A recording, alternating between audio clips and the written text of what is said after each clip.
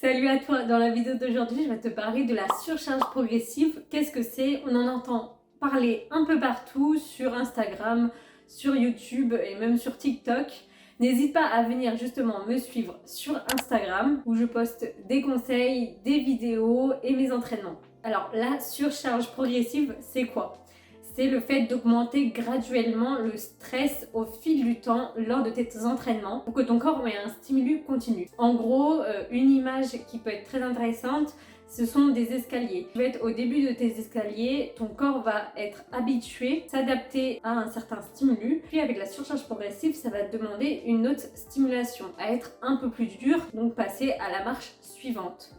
Et ton corps va s'adapter au fur et à mesure. Avant de te soucier de la surcharge progressive, il faut que tu aies bien une bonne technique à l'entraînement, que tu sois sûr de tes mouvements, qui va te permettre de bien progresser déjà dès le début. Et un autre conseil du coup pour la surcharge progressive, pour que tu sois sûr d'avoir une bonne surcharge progressive, que tu puisses voir ton évolution, ta progression, prends un cahier d'entraînement, soit note-le sur ton portable dans l'application Notes.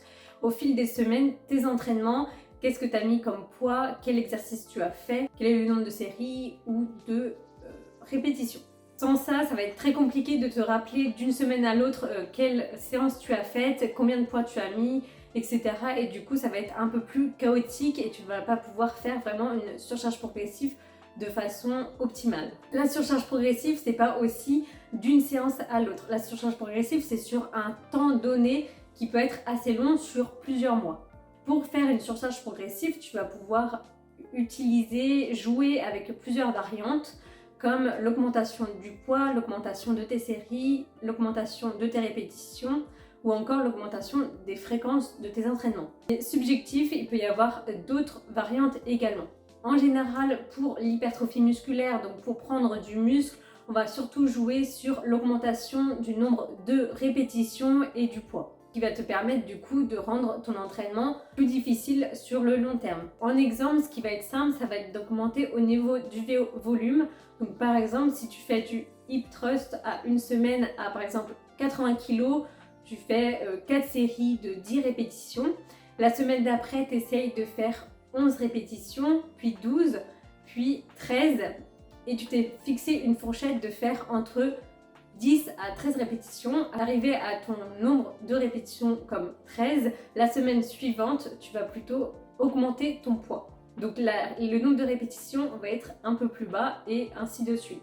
Ce qui est à prendre en compte aussi également pour une bonne hypertrophie musculaire, c'est d'être assez proche de l'échec, donc d'être à 1 à 3 répétitions de l'échec, pas pour tous les exercices, il faut bien faire attention selon l'exercice. Polyarticulaire par exemple, de faire du squat à une répétition de l'échec, c'est pas spécialement optimal, mais pour d'autres exercices comme du curl biceps, il est tout à fait possible de faire une répétition proche de l'échec. Au niveau du volume, tu peux essayer aussi par exemple d'augmenter le nombre de tes séries, mais pas toutes les semaines.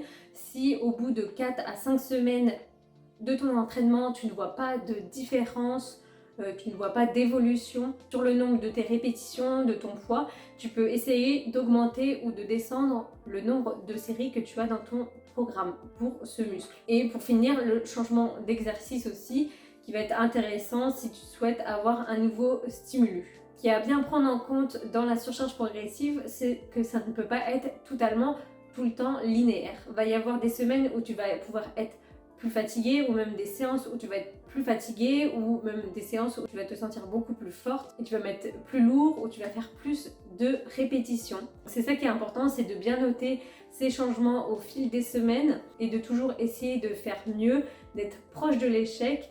Et c'est ça qui va faire que tu vas prendre du muscle. Il ne faut pas s'inquiéter si une semaine tu n'arrives pas à faire plus de répétitions ou même t'en fais moins que la semaine d'avant. Voilà pour cette vidéo où je t'explique un peu ce que c'est la surcharge progressive. N'hésite pas à t'abonner et à liker. Et si tu as des questions, n'hésite pas à venir me voir sur Instagram où je répondrai à tes questions. Et je te dis à plus.